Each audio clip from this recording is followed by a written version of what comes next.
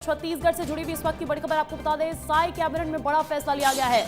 Surrender नक्सलियों को लेकर बड़ा फैसला सामने आया है। सरेंडर नक्सलियों पर केस खत्म हो जाएंगे। केस खत्म करने के लिए जिला स्तर पर कमेटी भी बनाई जाएगी। बड़ी खबर आपको बता दें, साई कैबिनेट आज आयोजित हो रही है और इसी बीच एक बड़े फैसले से जुड़ी हुई जानकारी मिल रही है। नक्सलियों से जुड़ा हुआ यह मामला है। जो नक्सली मुख्यधारा में लौट आए हैं, सरेंडर कर चुके हैं, आत्मसमर्पित हो चुके हैं, उन पर केसेस खत्म हो जाएंगे। सरेंडर नक्सलियों पर केसेस खत्म हो जाएंगे। केस खत्म करने के लिए जिला स्तर पर कमेटी का गठन भी किया जाएगा। तो देखिए, एक तरफ सरकार की तमाम प्रभावी नीतियां हैं, जिसके बाद पुनर्वास से पुनर्जीवन की राह कैसे उनके लिए सुनिश्चित की जा रही है, उससे जुड़े हुए तमाम प्रयास सरकार के नजर आते हैं। और इसी बीच आज साई कैबिनेट की बैठक में एक और बड़ा फैसला सामने आया है, जहां पर यह जानकारी मिल रही है कि सरेंडर करने वाले नक्सलियों पर केस खत्म होंगे और इनको केसेस को खत्म करने के लिए जिला स्तर पर कमेटी भी बनाई जाएगी। नितेश मेरे साथ अधिक जानकारी देने के लिए लाइव जुड़ चुके हैं। नितेश, ये महत्वपूर्ण फैसला माना जा सकता है और ज्यादा प्रभावित करने के लिए नक्सलियों को। बिल्कुल, देखिए, 3 अहम फैसले लिए गए हैं। 3 अहम फैसलों में जो है सबसे महत्वपूर्ण फैसला है आत्मसमर्पित नक्सलियों को लेकर। जैसा कि हम जानते हैं, आत्मसमर्पित पीड़ित राहत पुनर्वास नीति 2025 यानी कि नई नक्सल पुनर्वास नीति छत्तीसगढ़ में लागू कर दी गई और उसके बाद से हमने देखा है कि ऑप्स का प्रेशर और नई नक्सल पुनर्वास नीति के जो है नीति के चलते कई नक्सलियों ने सरेंडर किया और ये सिलसिला और जारी रहे।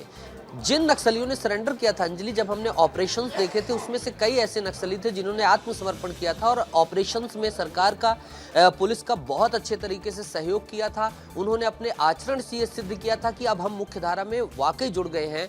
ऐसे लोग, चूंकि भारत में देखिए लोकतंत्र है और लोकतंत्र में न्याय प्रणाली से हर चीज को गुजरना पड़ता है। जाहिर सी बात है, आत्मसमर्पण के बाद तमाम उनके ऊपर जो चार्जेस होते हैं, तमाम जो चीजें होती हैं, इनका निराकरण कैसे हो सके। सोल जो होती है, जिसे आप कह सकते हैं कि आत्मा, संविधान की आत्मा जो है, नागरिक का भाव से जुड़ने की बात जो होती है, तो उसको आप कह सकते हैं कि अब इसमें एक पूरा इसका समाधान का खाका बनाया गया है, जिसमें जिला स्तर पर समिति का गठन किया जाएगा। वो समिति रेक्टिफाई करेगी तमाम जो जितने भी आत्मसमर्पित नक्सली, उनके ऊपर चार्जेस, उनका व्यवहार देखेगी, आचरण देखेगी। उसके बाद जो है वो सुझाव देगी कि आखिर इनकी सजा को क्यों खत्म करना चाहिए, माफ कर देना चाहिए या उसका सरलीकरण कर देना चाहिए। फिर उसके बाद वो PHQ तक फाइल जाएगी, कारण सहित PHQ मंत्रिपरिषद की उप समिति के पास विधि विभाग के जरिए जो है वो वहां तक भेजेगी और फिर मंत्रिपरिषद में अनुमोदन लिया जाएगा और फिर इस तरीके से आने वाले समय में देखा जाएगा कि जिन्होंने भी अच्छी नियति से आत्मसमर्पण किया है, उन नक्सलियों की सजा माफ की जाएगी और उन्हें वाकई सोल ऑफ कॉन्स्टिट्यूशन, जिसे कह सकते हैं नई नक्सल पुनर्वास नीति की सच्ची अवधारणा की मुख्य धारा में जुड़े, उसके तहत जो है उनको समाज की मुख्य धारा में जोड़ा जाएगा। केंद्र से संबंधित मसले, कोई केंद्र से भी मोस्ट वांटेड है, NIA, IB, इन सब की रेडार में, वहां भी बहुत सारे मामले पंजीबद्ध हैं।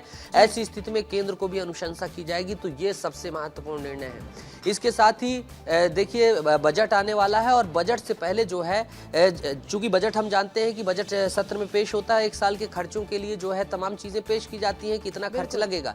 लेकिन जब खर्च घट जाता है, ऐसी स्थिति में जो है अतिरिक्त खर्च हो, इसके लिए जो है एक महत्वपूर्ण चीज की गई है।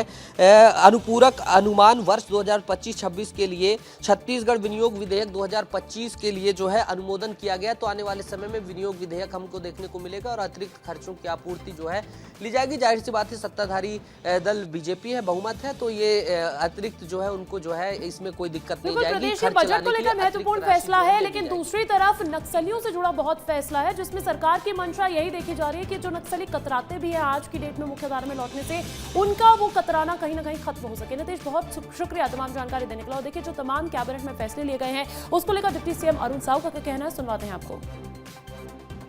मंत्रिपरिषद ने आत्मसमर्पित नक्सलियों के विरुद्ध दर्ज प्रकरण की समीक्षा एवं परीक्षण के लिए मंत्रिपरिषद उप समिति के गठन की स्वीकृति दी है।